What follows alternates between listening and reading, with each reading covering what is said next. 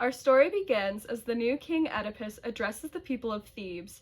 A curse has fallen upon the city, but no one knows why. My people, the plague that faces this city is a sign from the gods. I warn you all, if you know who is responsible for the tragedy that has fallen upon our city, speak up. Then the king's assistant and brother-in-law, Creon, offers his own advice. He has returned from the Oracle of Delphi, where his mission was to ask why the city is plagued. My king, the oracle reveals that the gods are punishing us for harboring a murderer in the city. The killer of old King Laius is still out there. We must bring him to justice, or else the whole city will continue to suffer. Remind me, Creon, how did the old king die? The old king had traveled with a group to seek help of the oracle, but was attacked on the road, and he and all but one of his servants was murdered. Maybe the prophet Tiresias will help us out. With his connection to the gods, surely we can find the killer. Summon for him! Now Tiresias was an old blind prophet of Apollo. When he travels to the palace and sees Oedipus for the first time, he immediately recognizes him and knows his fate. So, I charge you then, abide by the proclamation you have made. From this day forth, never speak again to these men or to me. You yourself are the pollution of this country. Oh, I'm the pollution? Excuse me. Well, you're just an old blind donkey with no prophecy skill. Listen to me. You mock my blindness, do you? But I say that you, with both eyes, are blind. You cannot see the wretchedness of your life, nor is whose house you live. No, nor with whom. Who are your mother and father? Can you tell me? A revelation that will fail to please. To the children with whom he lives now, he will be brother and father the very same. To her who bore him, son and husband the very same. Who came to his father's bed, wet his father's blood. Enough!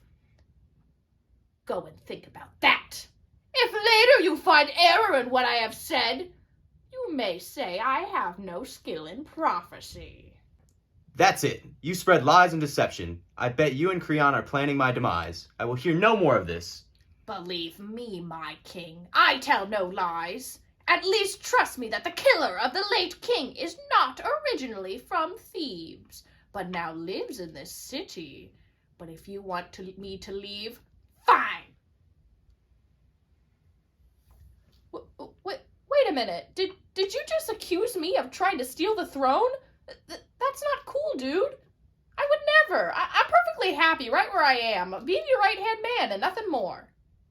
The men continue to argue like sassy fools. Overhearing their yelling, Queen Jocasta, wife to the former king and now Oedipus's wife, as well as the sister of Creon, comes in to break up the fight. 1. My king, stop this nonsense. You sit and argue while our city suffers under this plague. Come, my husband, be comforted. These prophecies may sound vile, but not all prophecies are true. Why, I recall receiving a prophecy years ago. My late husband Laius and I had a child, and we were told he would kill his father and marry me. How crazy, right? But fear not, that prophecy never came true. We pinned the child's feet and left him to the woods to be eaten by wolves. And besides, Laius was killed by robbers at the 3 crossroads, not by his son. But Oedipus was anything but comforted. The description of the crossroads in Jocasta's story was very similar to him, as he secretly remembers attacking a man on that road. That's kind of crazy, because I remember hearing a similar prophecy when I lived with my parents in Corinth. Once a drunk man told me my parents weren't actually my parents. It freaked me out, so I went to the oracle. The oracle then told me that I was destined to kill my father and marry my mother. I was so afraid. That's why I left Corinth. I wanted to protect my parents and stop that horrible prophecy from coming to fruition. That drunk guy must have been saying nonsense. Anyway, after I left Corinth, I walked on the road to Thebes. That's when this jerk hit me with his carriage, and I was so angry, and in the heat of the moment, I killed the man and his entourage. Now Jocasta and Oedipus were getting more and more nervous, hearing their prophecies were very similar. A little too similar. Were there any witnesses left alive after Laius's death? Why, in fact, there was. Only one man, a simple shepherd man. I shall send for him, my king. She begins to walk away, but looks back at her husband's worried face. Fear not, my love. I'm sure everything is going to be fine. Act 2. Oh gods, hear my prayer. Protect our family, protect our city, protect our... Just then, a messenger from Corinth comes into the room. 1,000 apologies, my queen. I bring urgent news from Corinth. The king of Corinth, Oedipus's father, has died of natural causes. If the king of Corinth has died of natural causes, that means Oedipus's prophecy can't be true. Oedipus didn't kill his father after all. I knew prophecies were crazy. Well, hold on, my queen. I bring other news. The king Oedipus's heritage has been a lie. The king and queen of Corinth are not his true parents.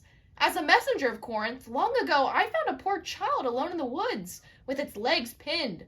I unpinned his legs and brought him to the king and queen as a gift, since they had no children. Oedipus was, in fact, adopted. What? This cannot be!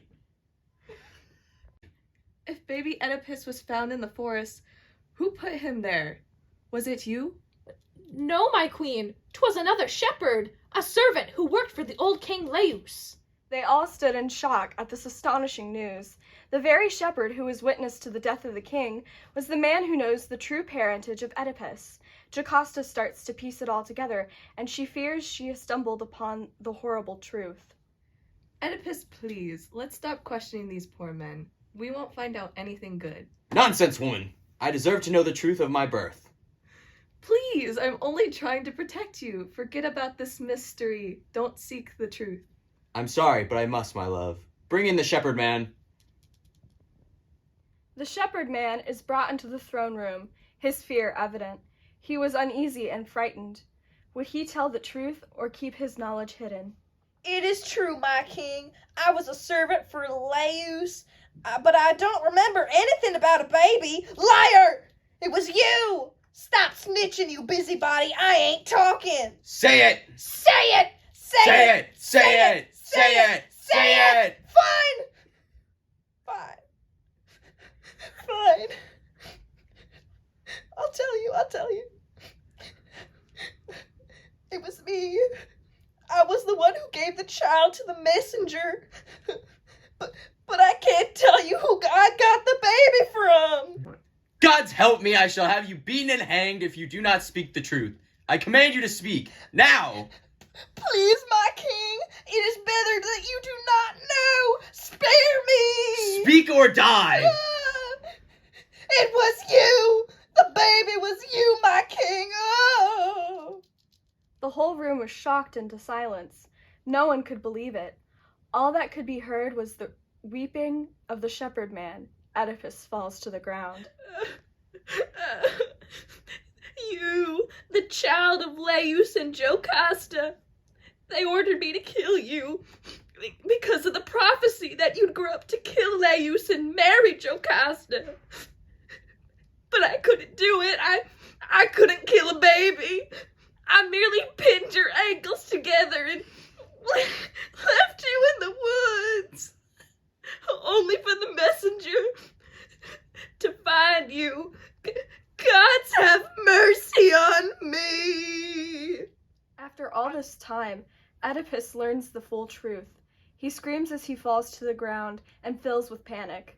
Pounding the ground with his fist, he tries to understand this painful truth. Then the messenger steps forward again with more horrible news.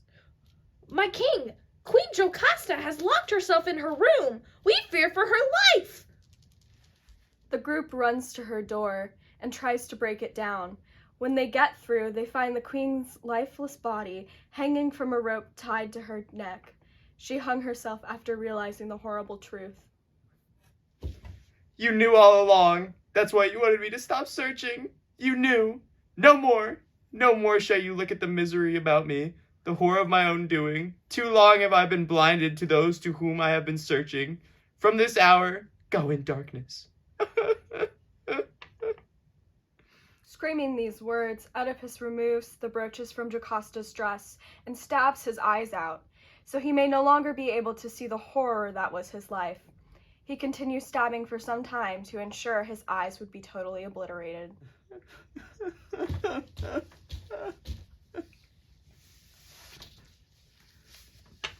Open the gates. Open the gates, I say! Let the people see the killer of Laius as I promised. Let them know of my crimes of marrying my own mother. Why have the gods given me such a horrible life? Why must I have been cursed? But in the end, it was no fault of mine. I choose to do all these things, and thus I must be punished. Creon, the right hand of the king as well as Oedipus's brother-in-law, and also his uncle, enters the room. He has come to comfort the king. Creon, please, come closer. My king, I have heard of the many tragedies that have come to pass. Creon, please, send me away. I am a horrible sick man who deserves death, but have mercy on me. Banish me from these lands. It seems it would be the only thing to do for you, my king. Or should I say, my nephew/brother-in-law. But you must leave your children here at the palace. I shall look over them and protect them from harm. For even you must now trust in the gods. Yes, I do. And with that, Oedipus was banished from Thebes. He set out to wander blindly in the wilderness alone, never to be seen again. The end.